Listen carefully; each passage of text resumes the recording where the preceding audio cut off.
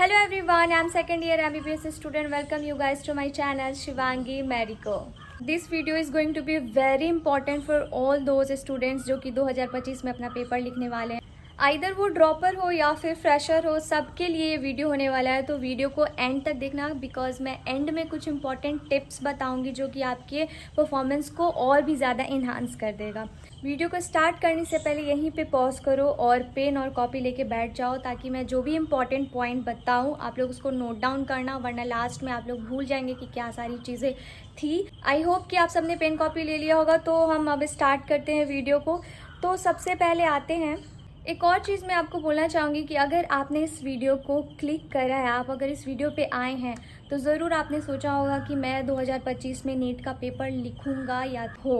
अगर आप एक ड्रॉपर हो तो आपको ये चीज़ सोचना है कि आपने क्या क्या गलतियाँ करी थी जिसके कारण इस बार आपका सिलेक्शन नहीं हो पा रहा है. तो एक बार सोचो, वीडियो को पॉज करो, एक बार सोचो कि आपने क्या ऐसा मिस्टेक कर दिया था जिसकी वजह से आपका सिलेक्शन नहीं हो रहा है. क्या जब अब इस बार प्रिपरेशन करो तो उसमें वो गलती रिपीट नहीं होनी चाहिए. अगर वो चीज़ें नहीं होंगी इस बार तो आपका सिलेक्शन पक्का होगा. तो आप लोग एक बार वीडियो को पॉज करो एंड थिंक करो कि मेरे से ऐसा क्या मिस्टेक्स हो गया था, ऐसी क्या चीज़ें रह गई थी, मैंने क्या चीज़ लास्ट में रिवाइज़ नहीं करी थी, या फिर मेरा कितना बैकलॉग रह गया था, या फिर चीज़ को सोचो. एंड मैं तो बोलूँगी कि एक आप स्टिकी नोट्स टाइप्स में उसको लिख लो, नोट डाउन कर लो और उसको ना, और आप जहाँ पे भी पढ़ाई करते हो वहाँ पे उस स्टिकी नोट्स को आप पेस्ट कर दो सो दैट कि आपके वो नज़र से हमेशा हर रोज़ हर वक्त वो गुजरता रहे कि मैंने ये गलती करी थी. ट्रस्ट में अगर आप ऐसा करके देखोगे तो आप, क्योंकि आपको पता रहेगा कि मैंने क्या गलती करी है, तो आप उन चीज़ों पे काम करना शुरू कर देंगे एंड ऐसे ही आपका इम्प्रूवमेंट हो जाएगा. तो आप लोग ये ज़रूर करना, इसको पॉज करो एंड लिखो कि चीज़ें अभी तुमको लग रही है ना कि ये लिखने का क्या ज़रूरत है, कोई ज़रूरत नहीं है, दिमाग में है, लेकिन ऐसा नहीं होता है. वो अभी आपको लग रहा है कि आपके माइंड में है, लेकिन आप थोड़े दिन बाद में वो चीज़ भूल जाओगे कि आपने क्या मिस्टेक्स करी थी. तो क्या होता है कि अगर आपकी नज़र से गुजरता है तो आपको लगता है अरे ये करा था, अब ये नहीं करना है. तो आप लोग ये ज़रूर करो.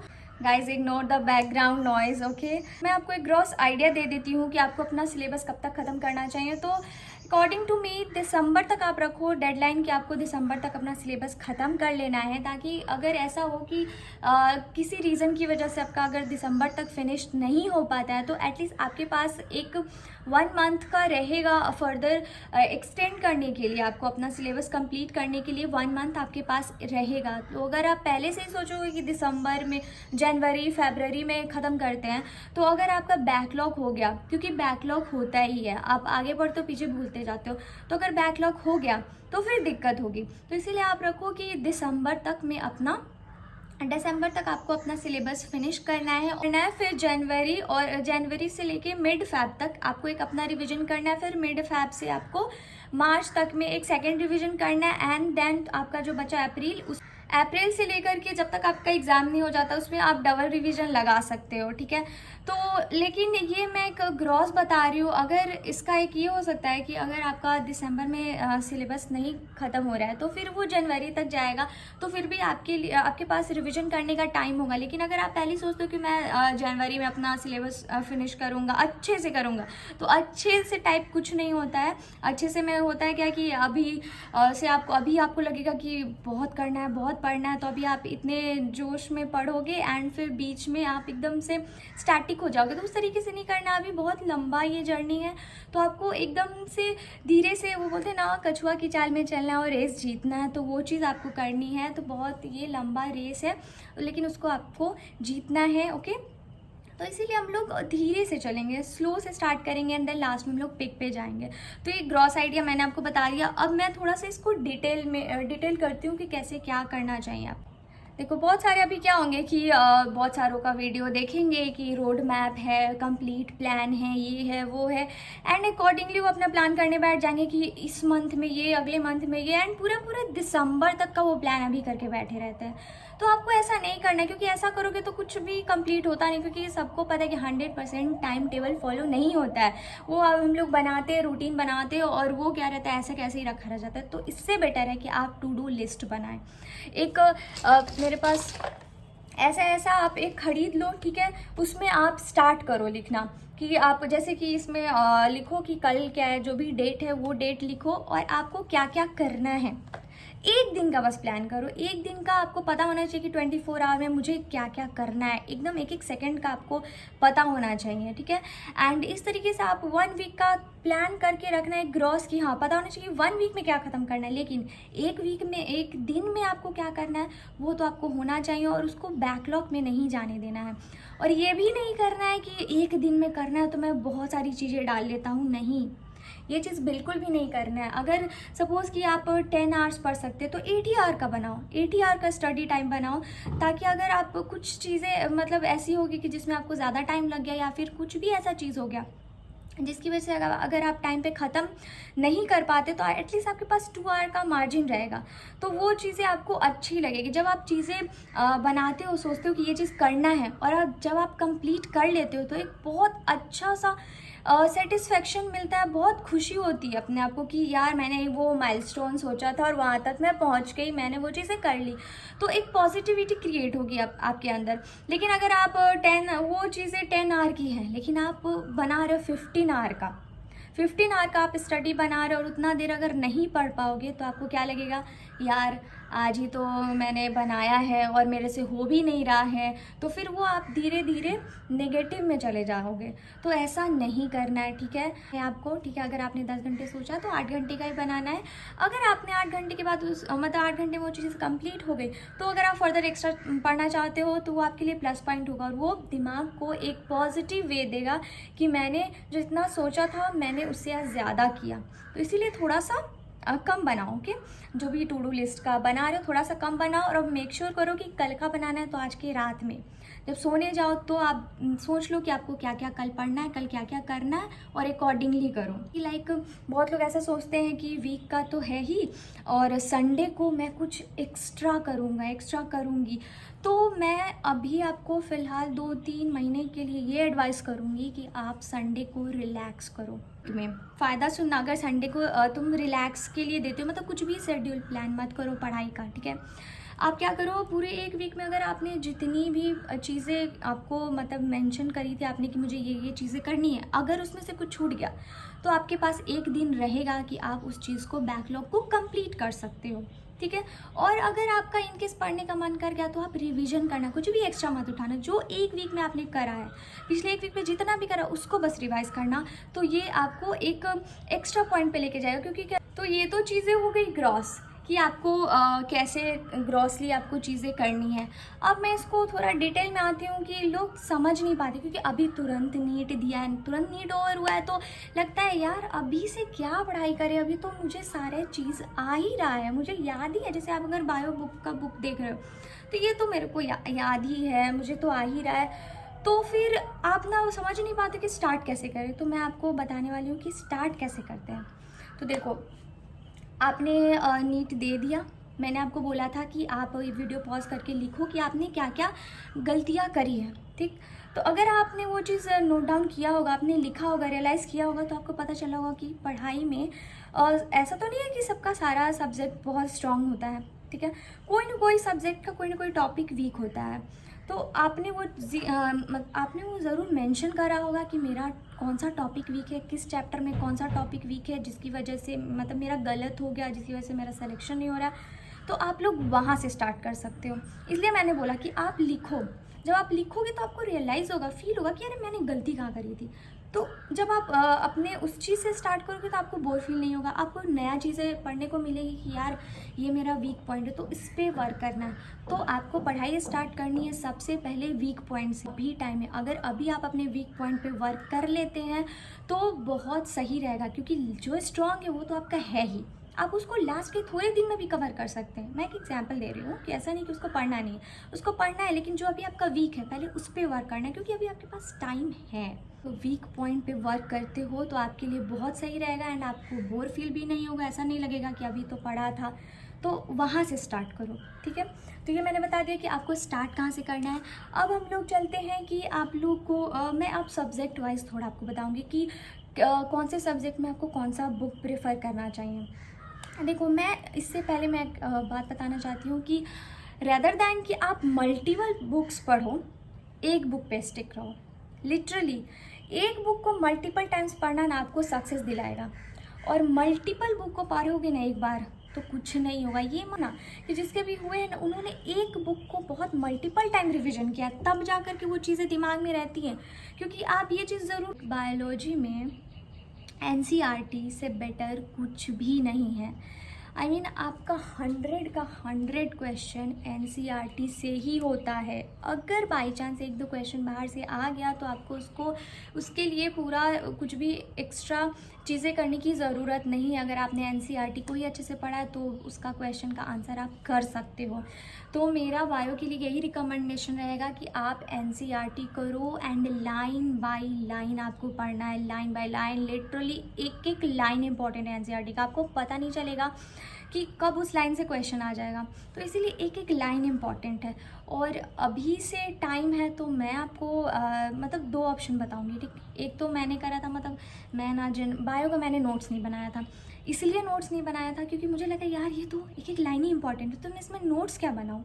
Each and every line of bio is very very much important. आपको लाइन से क्वेश्चन आता है एकदम डिट्टो, तो मैंने नहीं पर्सनली बनाया। अगर कोई जो नोट्स बनाते हैं तो वो चाहते हैं तो वो बायोलॉजी का नोट्स बना सकते हैं अभी से। क्योंकि देखो ऐसा नहीं होता है कि नोट्स बनाने से आपको फ़ायदा नहीं हो, फ़ायदा होता है क्योंकि आप लिख लिख के वो चीज़ें याद करते हैं, ठीक है। तो अगर आप कोई भी चीज़ लिख करके याद करते हैं तो देखो क्या होता है कि जब आपने पढ़ा तो एक बार दिमाग में गया, फिर आपने लिखा तो एक बार दिमाग में गया, और उसके बाद जब लिख लेते हो, पढ़ लेते हो, उसके बाद जब थोड़ा रिकॉल करते हो कि हाँ इसका ये था, तो एक बार और दिमाग में जाता है। तो 3 टाइम्स एक चीज़ें आपके दिमाग में जाती है। तो हाँ ये टाइम टेकिंग है, टाइम कंज्यूमिंग है, लेकिन अगर आप नोट्स बनाना प्रेफर करते हो तो मैं रिकमेंड करूँगी कि आप बनाओ, लाइन बाय लाइन लिखो, एक पेज लो। और ये नहीं है कि लाइन बाय लाइन छाप रहे हैं, नहीं, आप ऐसे इमेजिन करके बनाओ, ठीक है। सपोज़ मैं एक एग्जाम्पल देती हूँ आपको। तो सपोज़ मैं एक एग्जांपल देती हूँ सिकल सेल एनीमिया का। आप लोग पेज निकाल करके देख लो, 90 नंबर है, ठीक है। पॉज करो और निकाल के देखो सिकल सेल एनीमिया का। मैं फर्स्ट लाइन पढ़ने जा रही हूँ, ठीक। तो सिकल सेल एनीमिया में क्या लिखा है, this is an autosomal linked recessive trait that can be transmitted from parents to offspring when both the parents are carrier for the gene और हेट्रोजाइगस। सपोज ये एक लाइन है, कंप्लीट लाइन है, तो इसमें सोचना है, जब हमने पढ़ लिया तो सोचना है कि इस लाइन से क्या क्वेश्चन बन सकते हैं। तो देखो इस लाइन से बहुत सारे क्वेश्चन बन सकते हैं। अगर आप इसको क्वेश्चन फॉर्मेट में के तरीके से अगर पढ़ते हो तो बहुत सारे क्वेश्चन बनेंगे। This is an autosomal. एक तो पहला ये क्वेश्चन आ सकता है कि जो सिकल सेल अनीमिया है ये किस तरीके का डिजीज़ है। तो ये कैसा है, ऑटोजोमल है, सेक्स लिंक नहीं है, एक क्वेश्चन। लिंक्ड रेसेसिव, दूसरा क्वेश्चन ये आ सकता है ये रेसेसिव है या फिर डोमिनेंट है, ठीक। तो क्या हो गया, दूसरा रेसेसिव हो गया। Recessive trait that can be transmitted from parents to offspring when both the parents are carrier, ठीक। क्योंकि ये ऑटोजोमल है तो क्या होगा, तुम्हारा दोनों पेरेंट्स कैरियर रहेंगे तभी कोई भी ऑफस्प्रिंग जो होगा वो अफेक्टेड होगा। तो ये भी क्वेश्चन आ सकता है कि इसमें ये ऑफस्प्रिंग कब अफेक्टेड होगा, जब एक पेरेंट कैरियर रहेगा या फिर दोनों पेरेंट कैरियर रहेंगे। और इसका एक अलग ऑल्टरनेटिव इन्होंने लिखा है, या फिर हेट्रोजाइगस। हेट्रोजाइगस मतलब कि कैरियर हो गया, ठीक है। तो ये 3 क्वेश्चन, एक लाइन से कितने क्वेश्चन, 3 क्वेश्चन। अगर आप इस तरीके से बायोलॉजी को करते हैं ना तो ट्रस्ट मी आपको मतलब एक भी लाइन से क्वेश्चन नहीं छूटेगा। क्वेश्चन फॉर्मेट में पढ़ने की कोशिश करो। आई नो कि it is a time taking है, लेकिन लास्ट में ये वर्थ इट है, लिटरली वर्थ इट है। आप ऐसे ही करो, आप एक देख लो कि हाँ ये लाइन है, इस लाइन से क्या क्वेश्चन बन सकता है, फिर उस तरीके से उस जो पॉइंट रहेगा उसको हाईलाइट कर दो, पॉइंट में लिख दो कि हाँ सिकल सेल एनीमिया ऑटोजोमल है, तुम्हारे रेसेसिव वाला है, और ये तुम्हारा कब डिजीज़ कॉज कराएगा, जब दोनों के दोनों पेरेंट्स क्या होंगे, तुम्हारा कैरियर होंगे या फिर हेट्रोजाइगस होंगे कंडीशन में, देन ये कॉज कराएगा डिजीज़। तो इस तरीके से अगर आप बायोलॉजी पढ़ते हो तो मैं बता रही हूँ गारंटी के साथ 360 आउट ऑफ 360 आपका कोई नहीं रोक सकता। टीचर से भी पढ़े तो टीचर से पढ़ के आप समझ लो कि इसमें चीज़ें हैं क्या, एंड देन आप इसको क्या करो, एनसीईआरटी को क्वेश्चन फॉर्मेट में पढ़ना स्टार्ट करो एंड उसका नोट्स बनाओ, चैप्टर वाइज नोट्स बनाते जाओ, ठीक है। तो इससे ट्रस्ट मी 360 आउट ऑफ 360 होगा। तो मैं अपना बता रही थी कि हाँ फर्स्ट टाइम मैंने कोचिंग करा था तो चीज़ें समझ में आई थी, एंड सेकेंड टाइम जब मैंने इसको खुद से पढ़ा, खुद से मैं टारगेट करती थी कि इसको कंप्लीट करना है, एंड एक एक लाइन मैं अपना एनसीईआरटी आप लोगों को दिखा दूंगी। अभी तो मेरे पास नहीं है, कॉलेज में हूँ मैं, घर पे है, तो मतलब कि एकदम कचड़ा हो रखा है। एक एक लाइन मैंने मतलब कि उसको अंडरलाइन कर दिया हुआ, एक एक लाइन इतना इंपॉर्टेंट है। तो वो मेरा 351 आया था आउट ऑफ 360। एक क्वेश्चन गलत हो गया था लेकिन कोई नहीं, 351 आया था। तो सेल्फ स्टडी करके, जब मेरा सेल्फ स्टडी कर करके 351 आ सकता है, तो आपका 360 आउट ऑफ 360 आ सकता है। तो अगर आप इस तरीके से बायोलॉजी को पढ़ते हैं तो आपका 360 आउट ऑफ 360 कोई नहीं रोका हुआ है। तो ये तो चीज़ें होगी बायोलॉजी की। अगर फिर इसका क्वेश्चन, हाँ अब क्वेश्चन प्रैक्टिस कैसे करें, तो क्वेश्चन प्रैक्टिस के लिए आप प्रीवियस ईयर क्वेश्चन को रेफ़र कर सकते हैं। और दूसरा मैं बोलूँगी कि अगर आप फिंगर टिप्स को करना चाहें तो ज़रूर कर सकते हैं। तो ये तो हो गए बायोलॉजी का, ठीक है। अब हम लोग नेक्स्ट बात करते हैं केमिस्ट्री। केमिस्ट्री का हो गया 3 पार्ट, ठीक है, एक फिजिकल, एक ऑर्गेनिक, एक इनऑर्गेनिक। तो again inorganic is just like biology.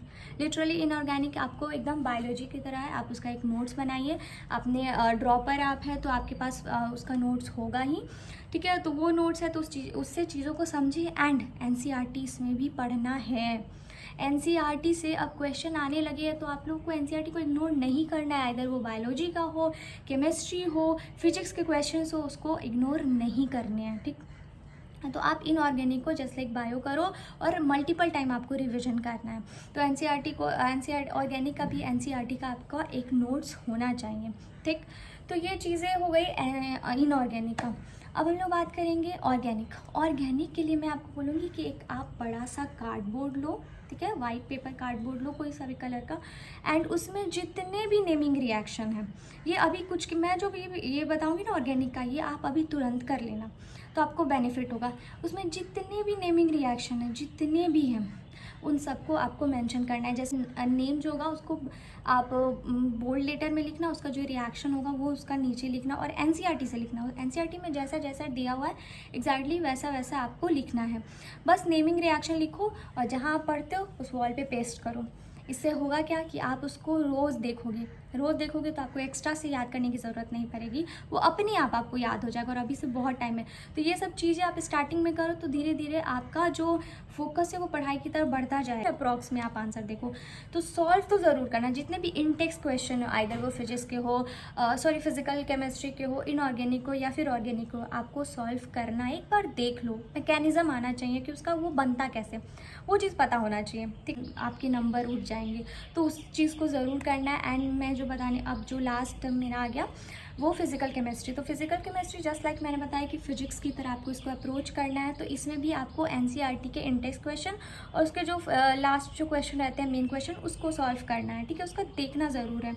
और फिजिकल केमिस्ट्री में आपको जो theoretical types theoretical types topic है उसको एनसीईआरटी से ज़रूर पढ़ना। जो भी थ्योरी टाइप्स है उसको ज़रूर पढ़ना है आपको, लाइक सरफेस केमिस्ट्री। उसको अप्रोच कैसे करना है कि आप उसमें जितने भी चैप्टर्स हैं उन सब के आप क्या करो, एक फार्मूला शीट बना लो। This is like another level of thing. Literally मैं बता रही हूँ, बहुत बहुत इंपॉर्टेंट है। आपको फार्मूला शीट बनाना ही है, या फिजिक्स में हो या फिर फिजिकल केमिस्ट्री। फार्मूला शीट अगर आपके पास रहेगा, जैसे कोई चैप्टर है, उस चैप्टर में के अंदर कितने फार्मूला आ रहे हैं, आपको वो पेस्ट आपको लिख देना है एंड उसका एक कॉपी बना लो और उसको हमेशा रिवाइज करते रहना। तो इससे क्या होगा, क्योंकि जो बहुत सारे क्वेश्चन ऐसे होते हैं ना जो कि फार्मूला बेस्ड होते हैं, तो अगर आपको फार्मूला आता है तो वो तुरंत से बन जाएगा।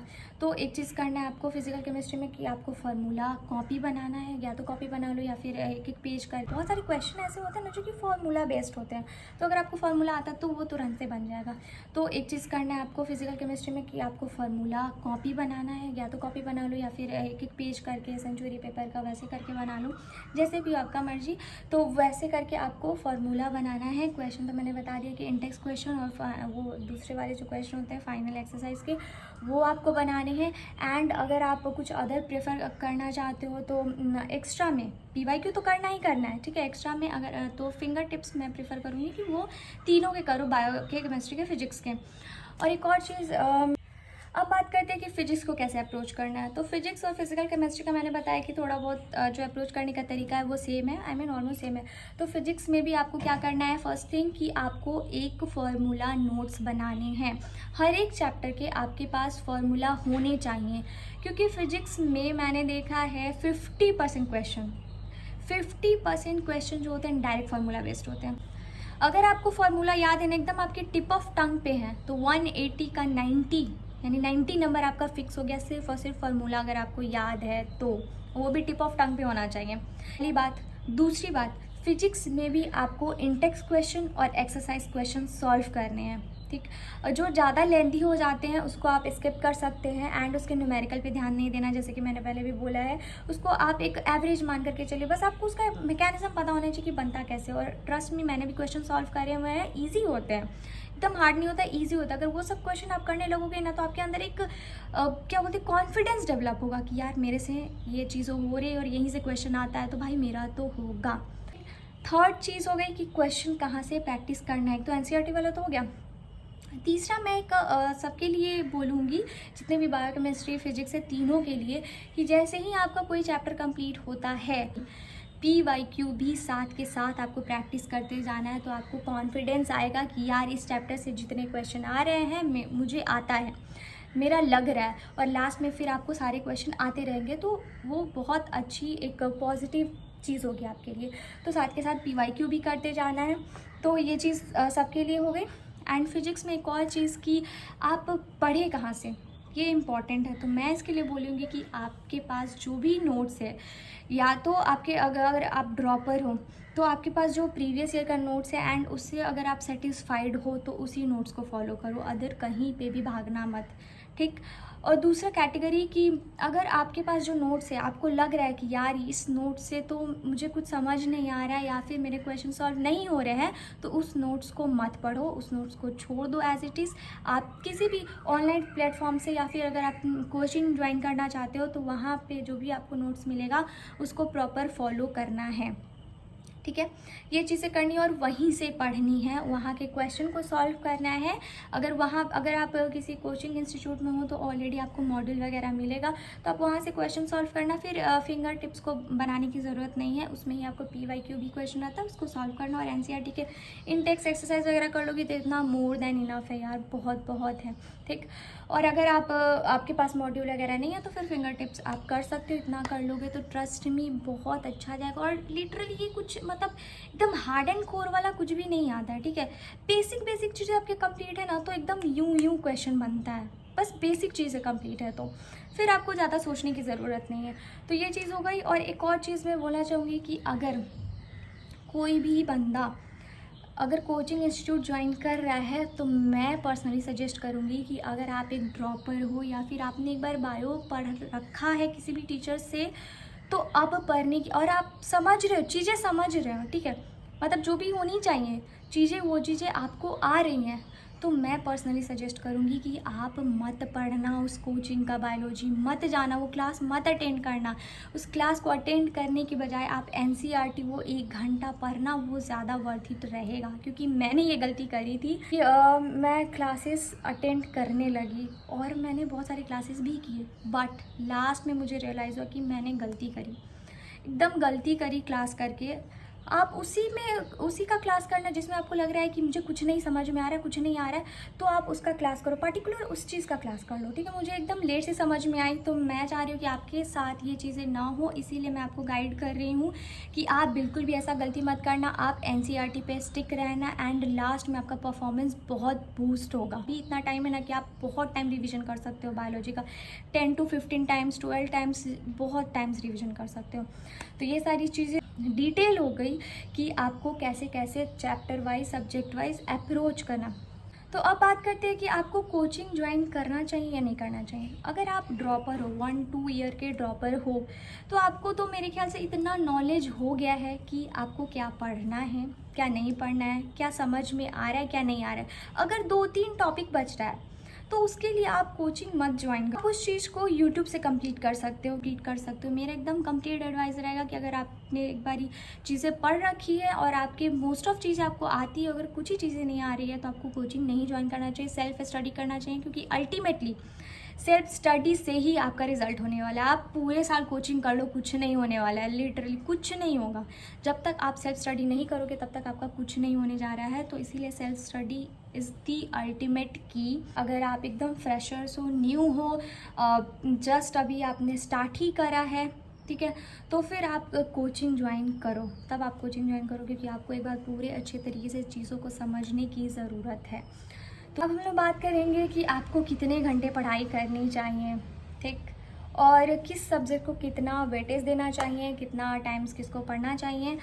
तो मेरे अकॉर्डिंग अभी तो मैंने आपको पहले बताया कि आपको वीक पॉइंट से स्टार्ट करना है। पहले तो वीक पॉइंट से स्टार्ट करो और वीक जो भी आपका है सब्जेक्ट उस पर थोड़ा सा ज़्यादा टाइम देना है, ठीक। लेकिन इसका मतलब ये नहीं कि बाकी सब्जेक्ट को नहीं पढ़ना है। पर डे आपको तीनों की तीनों चीज़ें पढ़नी है, चाहे वो आधा घंटा के लिए ही एक चीज़ क्यों ना पढ़ना पड़े, लेकिन आपको तीनों के तीनों चीज़ें पढ़नी है, तीनों को इम्पोर्टेंस देना है। बट वीक पॉइंट को ज़्यादा इम्पोर्टेंस देना है, वीक पॉइंट से आपको स्टार्ट करनी है।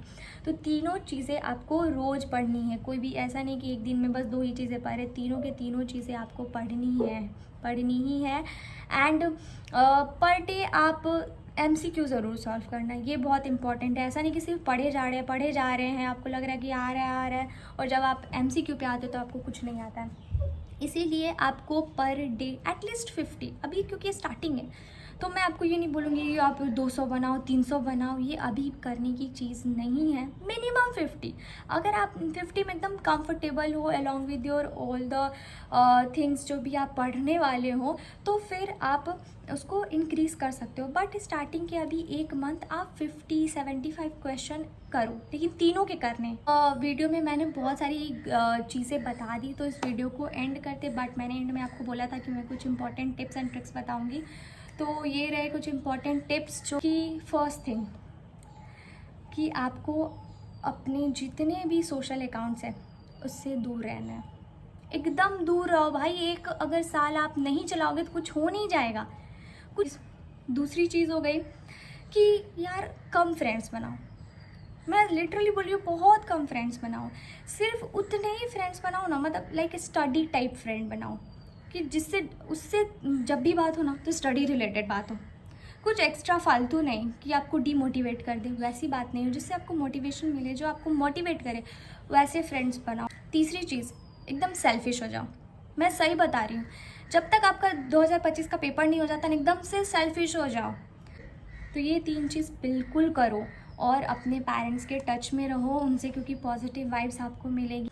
तो ये इंपॉर्टेंट टिप्स है जो कि बहुत बहुत इंपॉर्टेंट है। एंड प्लीज़ नंबर चेंज कर लेना, अगर पॉसिबल हो सके तो बिल्कुल नंबर चेंज कर लेना। अगर नहीं है तो सब उन लोगों को ब्लॉक कर देना जो कि अनवांटेड लोग हैं, ठीक है। ये जितनी भी चीज़ें मैंने बताई अगर आप कर लेते हो तो 650+ आपका कोई नहीं रोक सकता है।